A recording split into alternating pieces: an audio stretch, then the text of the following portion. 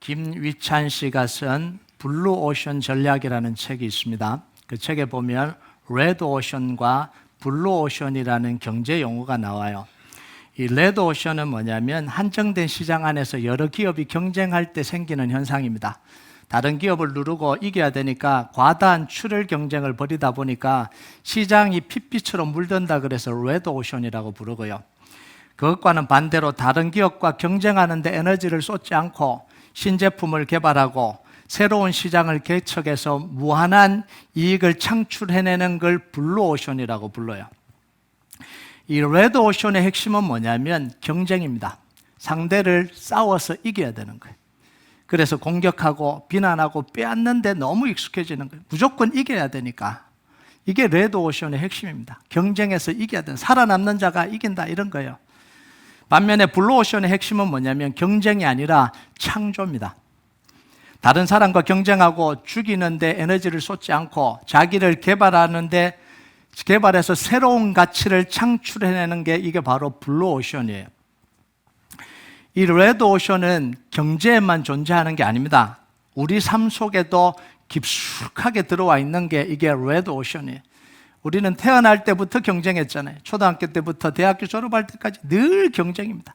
이겨야 살아남는 구조 속에서 우리가 체질화된 거예요. 경쟁을 해야 되는 게 체질화된 거죠.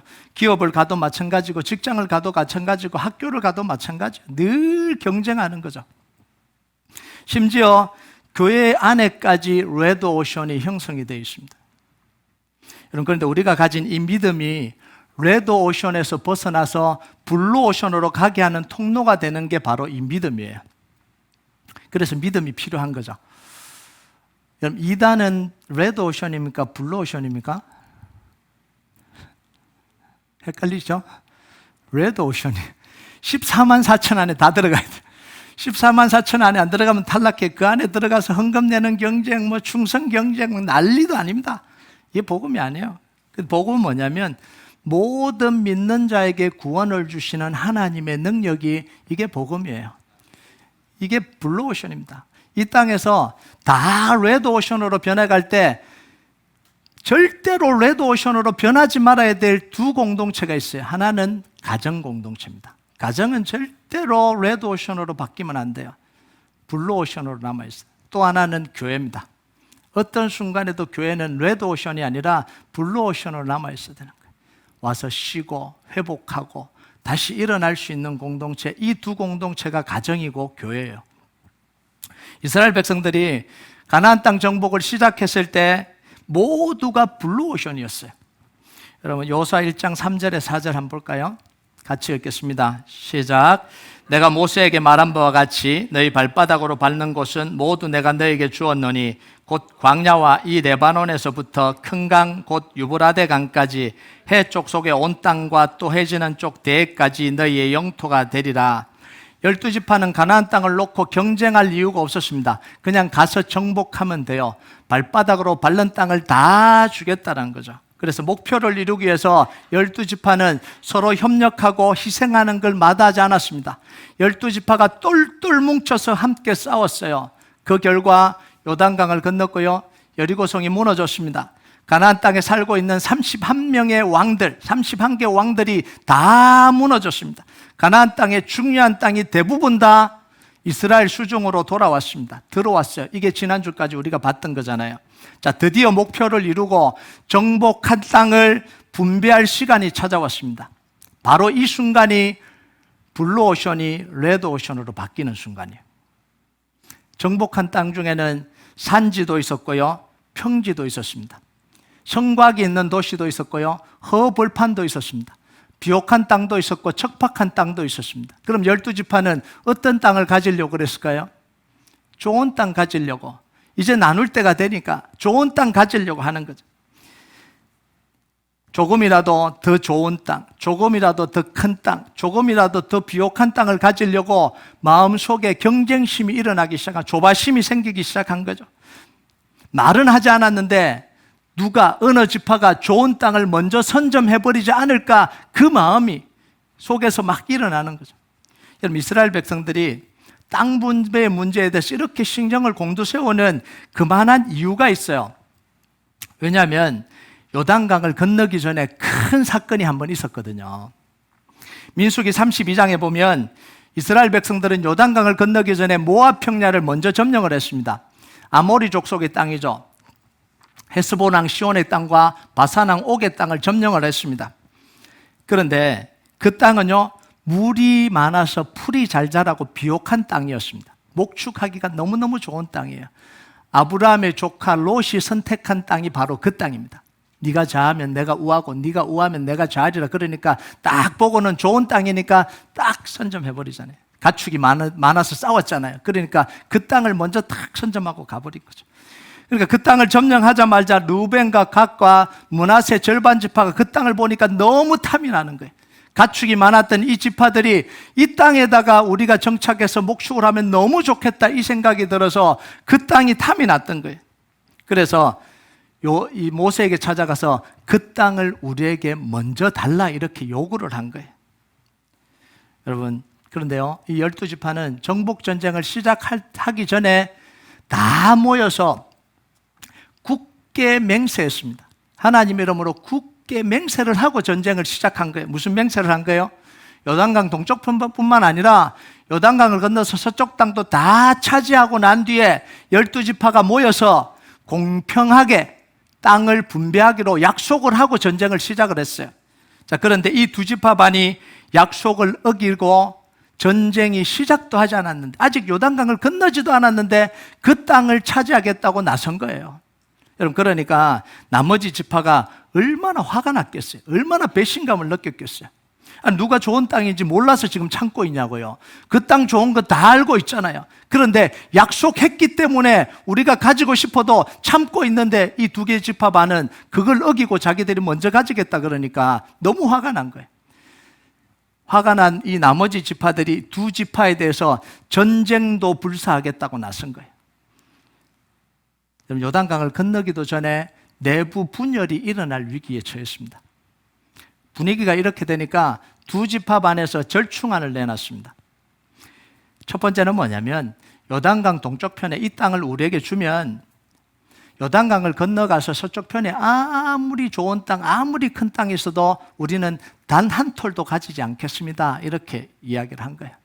두 번째는 뭐냐면 이 요단강 동쪽편에 우리 자식들, 아내들, 가축을 다 정착하고 우리를 짓고 해주면 우리가 요단강 건너가서 전쟁을 할 때마다 선봉에 서서 싸우겠다라는 거예요. 제가 선봉이 얼마나 위험한 일인지 제가 설명을 아마 했을 겁니다. 짐은 다 내놓고 무장하고 전쟁할 때마다 나서서 전쟁의 제일 앞에 나가서 전쟁 무기 전쟁의 이 가장 위험한 그곳에서 싸워주겠다는 거예요. 그것도 한 번, 두 번이 아니라 나머지 지파들이 다 땅을 분배받을 때까지 우리는 절대로 돌아가지 않고 목숨 걸고 선봉대로 싸우겠다 이렇게 이야기한 거예요. 여러분, 다행히 다른 지파와 이 족장들이 다른 지파 족장들과 모세가 이 절충안을 받아들이면서 이 문제가 일단락이 됐습니다. 자, 그런데 나머지 지파 속에 이 땅 분배에 대한 안 좋은 기억이 심겨져 버린 거예요. 여러분, 이게 해결된 게 아니잖아요. 그냥 상황은 해결이 됐는데 마음속에 트라우마가 심겨진 거예요. 감정적으로 트라우마가 심겨졌습니다. 그 일이 있은 지 약 7년이 지난 후에 이스라엘 지파들이 다시 땅 분배할 때가 온 겁니다. 가나안 정복전이 한 7년 정도 진행이 됐거든요. 자, 그러니까 이들이 신경이 곤두서지 않을 수가 없잖아요. 또 어느 지파가 선수를 쳐서 좋은 땅 선점해버리지 않을까, 여호수아 찾아가서 청탁하지 않을까, 이런 이 불안함이 마음속에 있는 거죠. 아니나 다를까 걱정했던 일이 현실로 드러나 버렸습니다. 어떻게 슬픈 예감은 틀리지를 않아요. 우리 인생 속에. 그런가 하고 있는데 보니까 한 지파가 가서 또 청탁을 하고 있는 거죠. 6절을 한번 볼까요? 6절 같이 읽겠습니다. 시작. 그때 유다 자손이 길갈에 있는 여호수아에게 나오고 그니스 사람 여분네 아들 갈렙이 여호수아에게 말하되 여호와께서 가데스 바네에서 나와 당신에게 대하여 하나님의 사람 모세에게 이르신 일을 당신이 아시는 바라. 유다 지파가 갈렙을 앞세워서 여호수아에 가서 지금 땅을 청탁을 하고 있는 거예요. 모두들 눈치만 보고 있는데 이 유다 지파가 갈렙을 데리고 와서 청탁을 한 거죠. 그럼 나머지 지파들은 화가 나기는 하는데, 너무 억울하기도 하고 화가 나기는 하는데 이의를 제기를 할 수가 없는 거예요. 왜냐하면 이 갈렙이라는 인물 때문에 그래요. 갈렙은 처음으로 땅을 요구할 수 있는 파워를 가진 사람이었거든요. 여러분, 첫 번째는요, 이 갈렙은 이스라엘 자손들 중에 가장 연장자입니다. 거의 여호수아와 동년배잖아요. 레전드 오브 레전드예요. 그냥 나이가 많은 게 아니라 거의 레전드예요. 이집트를 탈출하고 나온 사람들 중에 단 2명 들어왔잖아요. 가나안 땅에. 그 들어온 사람이 한 명은 여호수아고 또 한 명은 갈렙입니다. 이런 사람이 지금 요구하는데 누가 다른 말을 하겠어요? 그리고 45년 전에 가나안 땅을 정탐할 때 12명 중에 정탐꾼 중에 여호수아와 함께 믿음으로 정복할 수 있다고 말했던 유일한 사람이 이 갈렙이에요. 그리고 이 갈렙이 속한 유다 지파는 12지파 중에도 가장 유력한 지파, 가장 강력한 지파, 가장 영향력 있는 지파가 이 유다 지파입니다. 가장 힘 있는 지파였어요.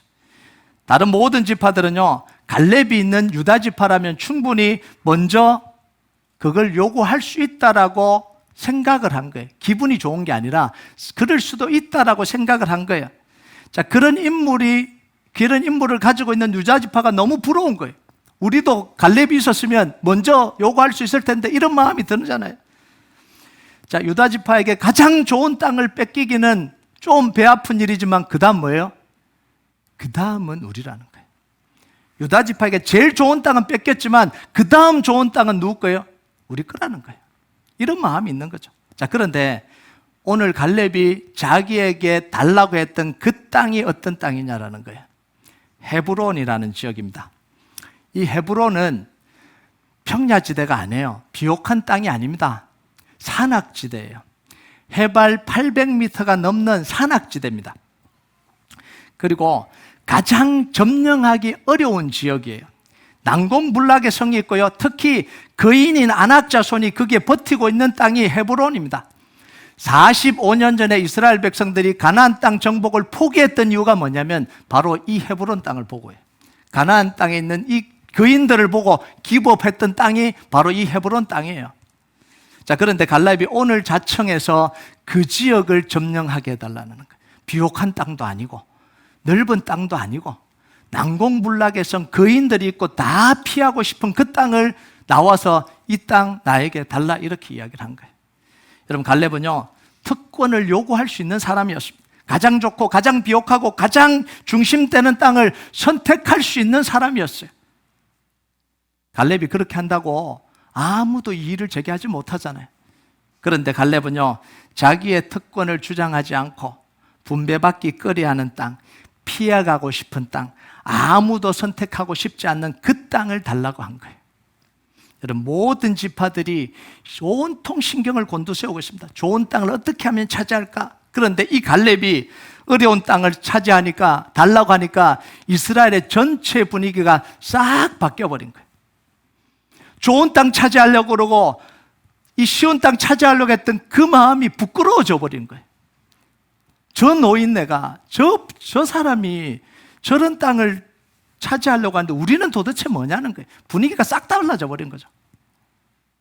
그래서 여호수아와 족장들이 모여서 제비 뽑아서 하는 대로 두말 없이 순종하는, 이 분위기가 완전히 달라져 버렸어요. 여러분, 다른 사람들은요, 모두 어떻게 하면 좋은 땅 선택할까 고민하고 있는데 갈렙은 제일 어려운 땅을 생각하고 있었다라는 거예요. 다른 사람과 생각하는 게 다른 거예요. 하나님 주신 비전과 믿음으로 창조적인 생각을 하는 게 이게 갈렙입니다. 여기서 우리가 봐야 되는 게 뭐냐면, 영향력 있는 한 사람의 행동이 그 공동체를 어떻게 바꿔놓을 수 있는지를 우리가 봐야 되는 거예요. 많은 사람이 필요한 게 아니잖아요. 만약 갈렙이요, 자기 특권을 이용해서 비옥한 땅, 좋은 땅, 점령하기 쉬운 땅을 달라고 했다면 어떻게 됐겠어요? 너도 나도 좋은 땅, 쉬운 땅, 왜 나는 안 주나? 갈등하고 싸우고 시기하고 질투하고 난리가 났을 거 아니에요? 그런데 갈렙이요, 믿음으로 행동하니까 그 공동체 전체가 믿음으로 행동하는 걸로 바뀌어버립니다. 원래 그런 사람이었을까요? 참 이게 대단해요. 이게 참 신기한 거예요.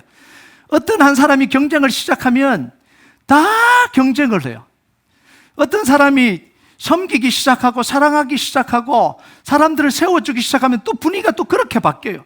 그러면 거기 있는 사람은 경쟁하기 좋아하는 사람일까요? 섬기기 좋아하는 사람일까요? 이게 참 신기한 거죠. 이게 공동체예요.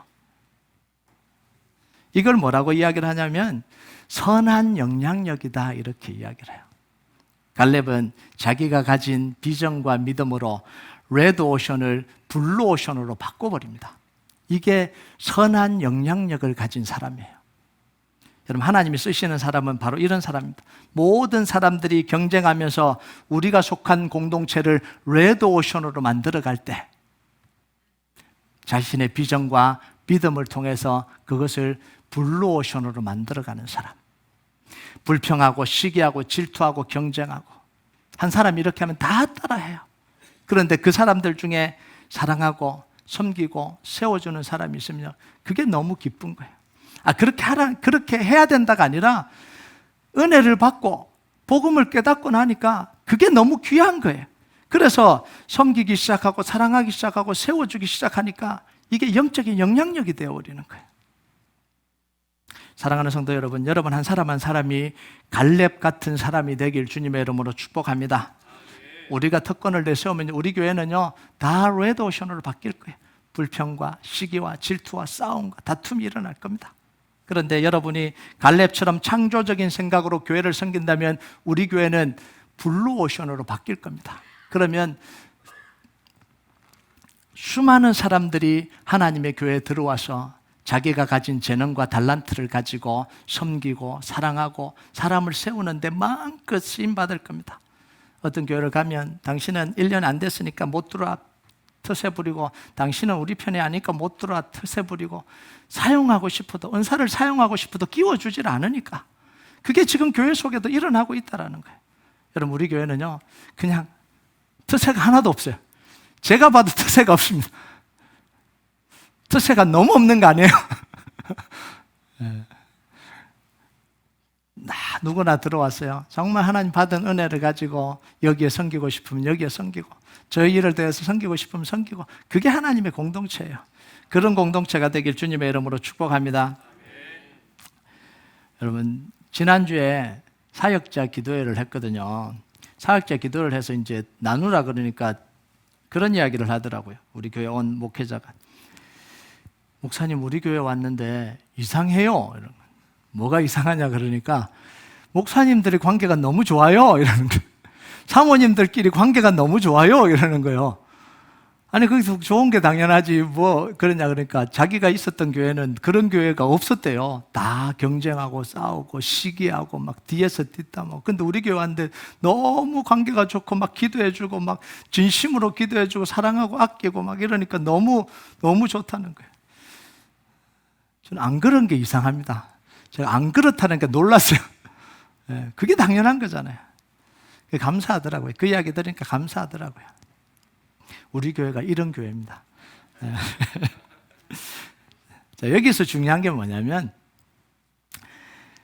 갈렙은 왜 쉬운 땅을 선택하지 않고 어려운 땅을 선택했냐? 이 질문이에요. 이 질문에 대부분의 크리스찬들이 갈렙은 지도자잖아. 오래 믿었잖아. 헌신해야지. 희생해야지. 이렇게 답을 내요. 이게 유교적인 관점에서 나온 한국교회의 심각한 문제입니다. 그래서 오래된 섬긴 사람들, 장로님이니까 참아야 돼. 권사님이잖아. 당신 오래됐잖아. 믿음 있잖아. 그럼 참아야지. 어려운 일 해야지. 이렇게 밀어붙였다고요. 그러니까 장로님들, 권사님들 속에 한이 서려 있어요. 한이 서려 있어요. 너무 아픈 거예요. 너무 힘든 거예요. 그래서 한 30년 정도 섬기면 안 하려고 그래요. 이제 안 하겠다 그러는 거예요. 당신들 해라. 나 안 하겠다는 거예요. 나 지쳤다. 이렇게 나오는 거죠. 여러분, 왜 갈렙은 남들이 싫어하는 땅, 선택하기 어려운 땅을 왜 선택할까요? 좋은 땅, 풍요로운 땅, 정복하기 쉬운 땅, 엄청나게 눈앞에 펼쳐지고 이익인데 왜 포기하고 어려운 땅을 선택했을까요? 믿음이 있으니까 억지로요? 아니에요. 더 큰 이익을 본 거예요. 이 작은 이익을 본 게 아니라 남들이 보지 못하는 더 큰 이익을 본 거예요. 더 큰 은혜를 본 거예요. 희생하고 그래서 한 게 아니에요. 여러분, 갈렙이 땅을 선택한 기준이 어디냐면 12절을 볼까요? 12절 같이 읽겠습니다. 12절 시작. 그날에 여호와께서 말씀하신 이 산지를 내게 주소서. 당신도 그날에 들으셨거니와 그곳에는 아낙 사람이 있고 그 성읍들은 크고 견고할지라도 여호와께서 나와 함께 하시면 내가 여호와께서 말씀하신 대로 그들을 쫓아내리이다. 자, 갈렙은 다른 사람처럼 눈앞에 보이는 현실을 보고 이익을 따라 선택한 게 아니에요. 뭘 따라 선택했어요?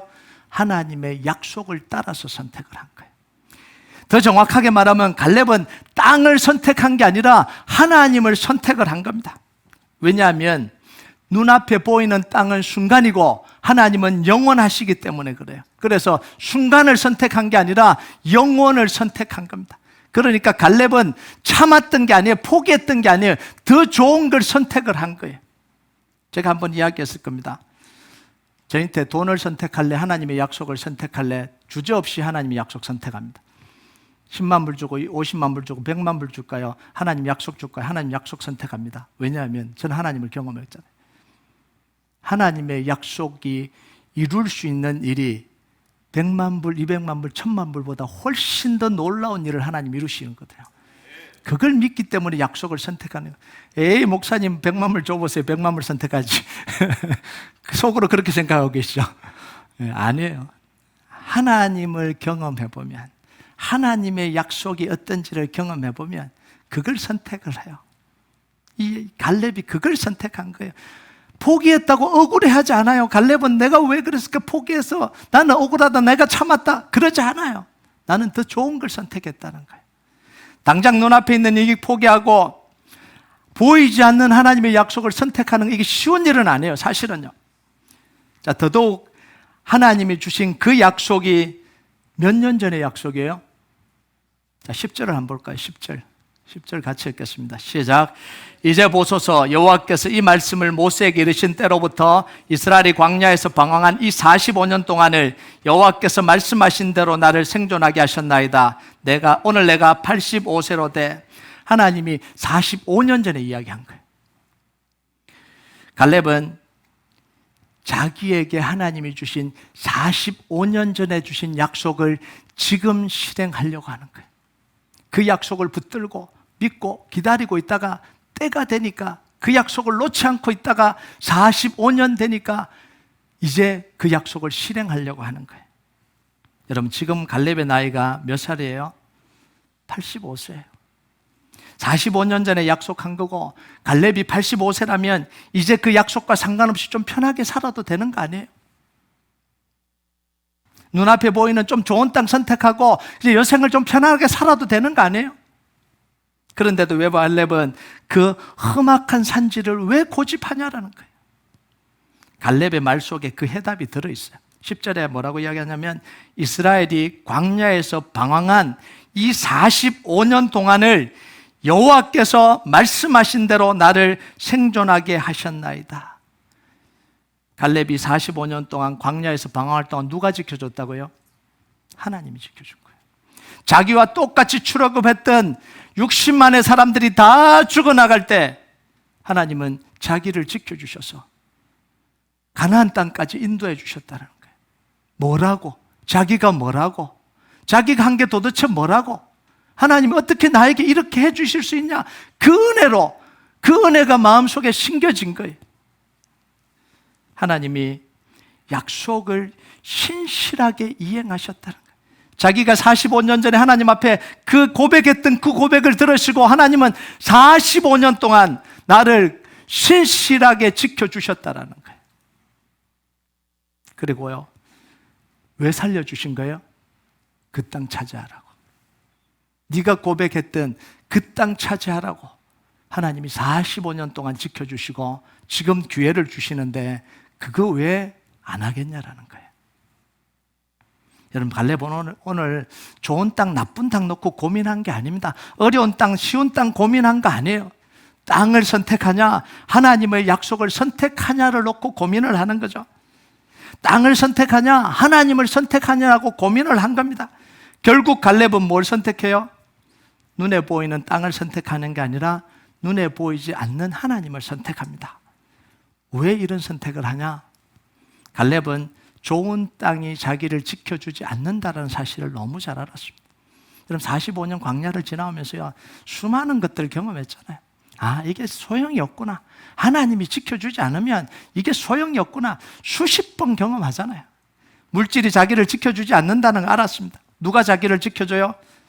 45년 동안 자기를 지켜주신 하나님이, 45년 동안 자기와의 약속을 신실하게 지키신 하나님이 앞으로도 지켜주실 거라는 걸 확신했기 때문에 그래요. 갈렙은요, 45년 전에 한 그 약속을 자기의 삶으로 증명해냅니다. 자, 근데 정확하게 표현하면 갈렙이 증명을 한 게 아니에요. 그 믿음의 고백을 증명할 수 있도록 하나님이 해주실 거예요. 하나님 은혜가 얼마나 감사해요.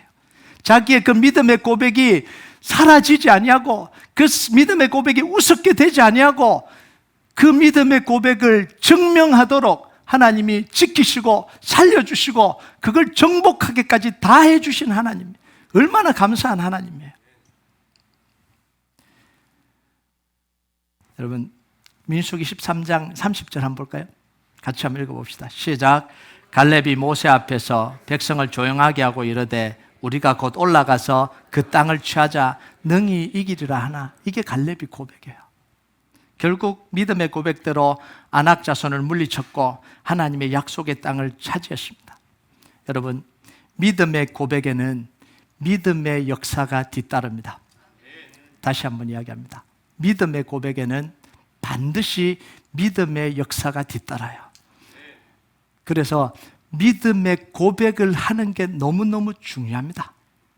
진짜 자기의 마음을, 전심을 다해서 믿음의 고백을 하는 게 너무너무 중요해요. 너무너무 힘들어서 새벽 기도에 나와서 눈물을 흘리며 기도하고, 하나님, 내가 이 믿음의 고백을 합니다. 아무도 안 들어줘요. 아무도 몰라요. 그런데 그 믿음의 고백이 우리 인생을 지키는 거예요. 그래서 기도가 중요한 거예요. 갈렙이 헤브론을 점령하고 난 뒤에 결과가 어떻게 됐냐라는 거예요. 이스라엘 역사에서 헤브론이 중심이 되어버렸습니다.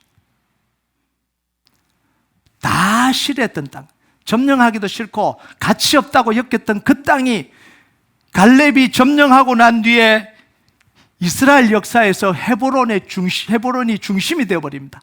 다윗이 어디서 왕이 되죠? 헤브론에서 왕이 됩니다. 그리고 나중에 통일왕국이 돼서 예루살렘으로 수도를 옮겨가지만, 수도를 옮기고 난 뒤에도 이스라엘 역사 중에 헤브론이라는 이 도시는 너무너무 중요한 도시로 계속해서 남아있어요. 여러분, 그런데요, 갈렙이 점령하기 전까지 아무도 그 헤브론이라는 땅이 그렇게 중요한 땅이라고 생각하지 못했습니다. 헤브론을 이 갈렙이 속한 유다 지파는 어떻게 됐습니까? 다윗 왕을 시작으로 왕가를 이루어낸 지파가 되잖아요. 그때 왕이 될 거라고 생각을 했겠습니까? 못했죠. 그런데 하나님이 다윗 이 유다 지파 속에서 왕위가 이어지게 하는데요, 다윗의 왕가를 시작해서 계속해서 끊이지 않고 북왕국의 이 혈통은 계속해서 바뀌었습니다. 그런데 남왕국의 혈통은 절대로 바뀌지 않도록 하나님이 지켜주시잖아요. 그리고 그 속에서 메시아가 나오도록 하나님이 복된 길을 열어주시잖아요. 여러분, 이게 뭐예요? 하나님을 선택한 사람에게 주시는 하나님의 축복이에요. 이걸 뭐 이렇게 기대하고 했을까요? 아니요. 갈렙은 이거 기대하고 했지는 않을 거예요.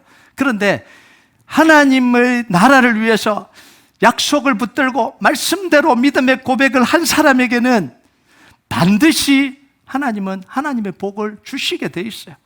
이건 기복신앙이 아니라 주시게 돼 있습니다. 사랑하는 성도 여러분, 여러분 모두가 갈렙 같은 사람이 되어서 믿음의 선한 영향력을 발휘하고 사는 축복이 있길 주님의 이름으로 축복합니다. 그런데 우리가요, 하나님을 잘 섬기고 싶잖아요. 교회를 잘 섬기고 싶잖아요. 그런데 우리 문제가 너무 많아. 그래서 그러잖아요. 목사님, 저도 알아요. 저 뭐 갈렙처럼 누가 안 섬기고 싶겠습니까? 저도 갈렙처럼 되고 싶어요. 그런데요, 제가 지금 상황이 그렇지 않아요. 제가 너무 힘들어요. 제가 너무 아파요. 제가 너무 그렇다고요. 어떻게 하라고요? 이렇게 이야기하잖아요. 우리 인생에 걱정만 해도 넘쳐나고 미래 걱정, 자녀 걱정, 경제 걱정이 많아요. 자, 그런데 갈렙은요, 가장 걱정이 심각하고 많을 때 하나님 앞에서 가장 강력한 믿음의 고백을 했습니다. 이게 중요한 거예요. 민수기 14장 8절 9절 한번 볼까요?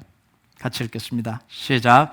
여호와께서 우리를 기뻐하시면 우리를 그 땅으로 인도하여 들이시고 그 땅을 우리에게 주시리라. 이는 과연 적과 꿀이 흐르는 땅이니라. 다만 여호와를 거역하지 말라. 또 그 땅 백성을 두려워하지 말라. 그들은 우리의 먹이라. 그들의 보호자는 그들에게서 떠났고 여호와는 우리와 함께 하시니라. 그들을 두려워하지 말라.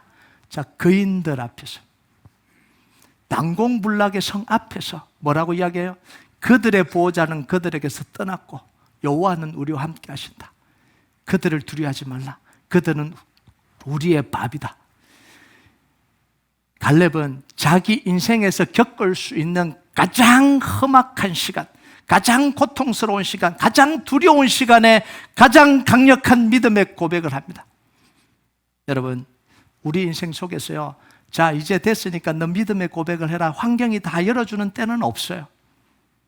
좀 지나고 난 뒤에 이제는 믿음의 고백을 좀 해도 되겠구나, 그런 환경은 찾아오지 않아요. 늘 최악이에요. 늘 고통스러워요. 늘 힘든 시기예요. 우리는 언제 믿음의 고백을 해야 되냐면 바로 이때 믿음의 고백을 해야 되는 거예요. 여러분, 사업이 걱정되세요? 미래가 걱정되십니까? 여러분, 자녀들의 미래가 걱정되세요? 그러면 그것에 주눅들지 말고요, 그 고민으로 빠져있지 말고 그 고민을 그냥 송두리째 하나님께 맡기세요. 송두리째. 그리고 하나님을 선택하고 살아갔어요. 하나님이 여러분의 믿음의 고백을 반드시 지켜주십니다.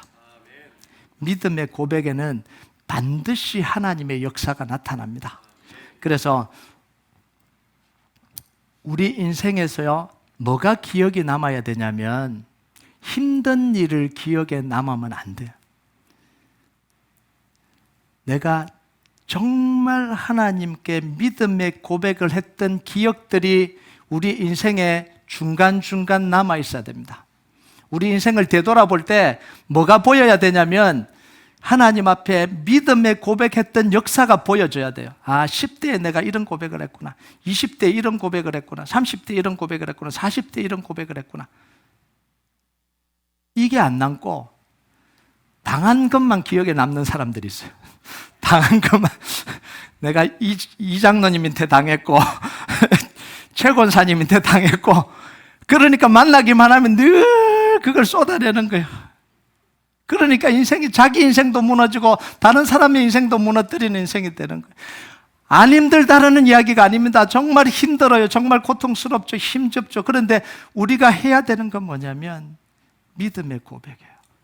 여러분, 진짜 하나님 앞에서 믿음의 고백을 해본 적이 있냐라는 거예요. 여러분, 여러분의 인생 속에요, 정말 믿음의 고백이 흔적으로 남는 역사가 있길 주님의 이름으로 축복합니다. 문제와 사건 앞에 다른 사람과 똑같이 반응하지 말고요, 우리는 복음을 가진 사람이잖아요. 말씀의 약속을 가진 사람이잖아요. 그걸로 하나님이 주신 이 비전과 믿음으로 상황과 사건을 해석하고 바라보시길 바랍니다. 그리고 그 자리에서 믿음의 고백을 하는 역사가 있기를 바랍니다. 그래서 여러분의 믿음의 고백으로 여러분 앞에 놓였던 모든 레드오션이 블루오션으로 바뀌는 역사가 있길 주님의 이름으로 축복합니다. 우리 같이 찬양하도록 하겠습니다. 우리가 찬양 하나님 앞에 좀 올려드립시다. 주 선한 능력으로 안으시네, 그 크신 팔로 날 붙드시네, 절망 속에도 흔들리지 않고 사랑하는 주 얼굴 구하리, 선한 능력으로 일어서리, 주만 의지하리, 믿음으로 우리 고대 안에 주 오실 그날 영광의 새날을 맞이하리. 우리가 이 고백 하나님 앞에 같이 올려드리겠습니다.